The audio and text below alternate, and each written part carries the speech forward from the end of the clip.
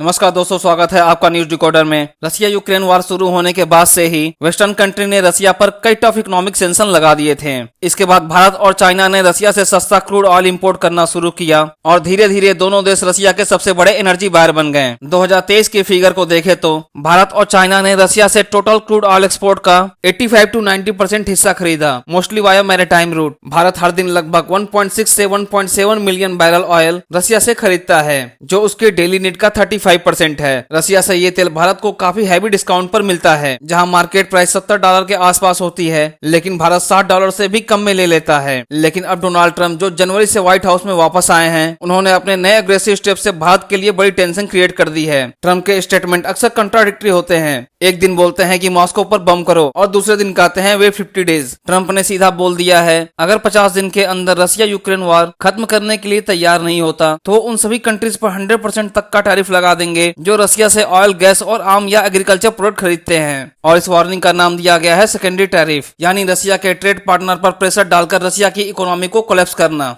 इसके तुरंत बाद नेटो के नए चीफ मार्क रट ने भी ट्रंप के स्टेटमेंट का सपोर्ट किया। उन्होंने भारत, चाइना और ब्राजील जैसे देशों को वार्न किया कि अगर उन्होंने रसिया के साथ अपना ट्रेड कंटिन्यू किया तो उन सभी पर भी सेकेंडरी सैंक्शन लग सकते हैं। रट ने कहा, अगर आप दिल्ली में रहते हो तो सोचिए ये पॉलिसी आपको कितना बुरा इम्पैक्ट कर सकती है। इस वार्निंग का मतलब सिंपल है, अगर भारत रसिया से तेल लेना बंद नहीं करता तो अमेरिका भारत के ऊपर इकोनॉमिक प्रेशर बनाएगा। भारत के लिए सबसे बड़ा चैलेंज यह है कि उसकी एनर्जी सिक्योरिटी और यूएस के साथ ट्रेड रिलेशन दोनों डेंजर में आ गए हैं। एक तरफ अमेरिका के साथ ऑनगोइंग ट्रेड टॉक चल रही है, जिसमें genetically modified crops, dairy imports और फार्मा जैसे सेंसिटिव इश्यू पर डिस्कशन हो रहे हैं। दूसरी तरफ भारत रूस से ऑयल लेना भी नहीं छोड़ सकता, क्योंकि उस पर उसकी एनर्जी स्ट्रेटेजी डिपेंडेंट है। कॉमर्स मिनिस्टर पीयूष गोयल ने कहा था कि India US trade talk fast track पर है, लेकिन ट्रंप की नई थ्रेट्स ने पूरे निगोशिएशन का टोन ही बदल दिया है। और ट्रंप ने भी ये क्लियर कर दिया है कि जो पहले भारत को टैरिफ एग्जम्पशन मिला था वो परमानेंट नहीं है। भारत के पास 1 अगस्त तक का टाइम है अपनी पॉलिसी को क्लियर करने के लिए। ट्रंप के इस नई वार्निंग का सीधा इम्पैक्ट भारत पर नहीं बल्कि चाइना, वियतनाम, ब्राजील, टर्की और यूएई जैसे देशों पर भी पड़ेगा, क्योंकि ये सभी देश रसिया के साथ किसी न किसी फॉर्म में मेजर ट्रेड कर रहे हैं। यूएस सेनेट के कुछ मेंबर ने और भी टफ स्टेप लेने की बात की है। एक प्रपोजल के तहत बंकर ब्लस्टर बिल लाया जा रहा है, जिसमें रसिया से ऑयल लेने वाले देशों पर 500% तक का टैरिफ लगाने का प्लान है। यानी ट्रंप की पॉलिसी रसिया को साइड से हिट करने वाली है, पर कोलेटरल डैमेज सभी को झेलना पड़ेगा। इंटरेस्टिंगली रसिया ने ट्रंप के अनाउंसमेंट के बाद कोई डर नहीं दिखाया, उल्टा रशियन स्टॉक मार्केट 2.7% ऊपर चला गया और रूबल जो रशियन करेंसी है वो भी डॉलर के मुकाबले और स्ट्रांग हो गया। एक्सपर्ट्स का कहना है कि रसिया को लगता है कि भारत और चाइना जैसे बायर उसका साथ नहीं छोड़ेंगे।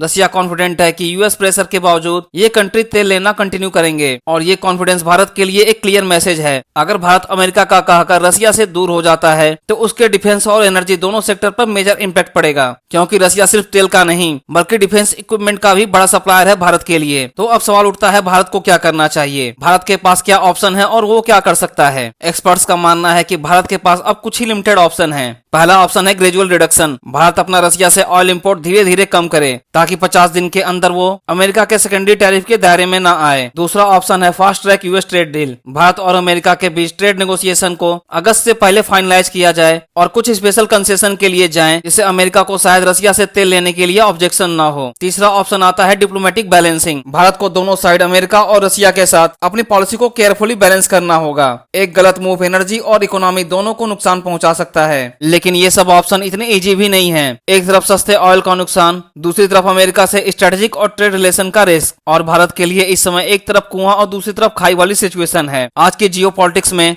इंडिया जैसे डेवलपिंग एक इन्फ्लुएंशियल पावर माना जाता है, उसके लिए डिसीजन लेना काफी ट्रिकी हो चुका है। रसिया का सस्ता ऑयल शॉर्ट टर्म में फायदा दे रहा है, लेकिन अमेरिका का प्रेशर लॉन्ग टर्म में पॉलिसी पर इम्पैक्ट डाल सकता है। अब देखना यह है कि भारत सरकार कौन सी डायरेक्शन लेती है, एनर्जी सिक्योरिटी को प्रायोरिटी बनाती है या ग्लोबल डिप्लोमेटिक अलाइनमेंट को। दोनों ही साइड के फायदे भी हैं और रिस्क भी। लेकिन एक बात पक्की है, ट्रंप के वापस आते ही दुनिया का जियोपॉलिटिकल टेम्परेचर दोबारा से काफी हाई हो चुका है और भारत को हर कदम बहुत ही सोच समझकर लेना पड़ेगा। आपको क्या लगता है, भारत को किसकी तरफ जाना चाहिए? कमेंट कर हमें बताएं।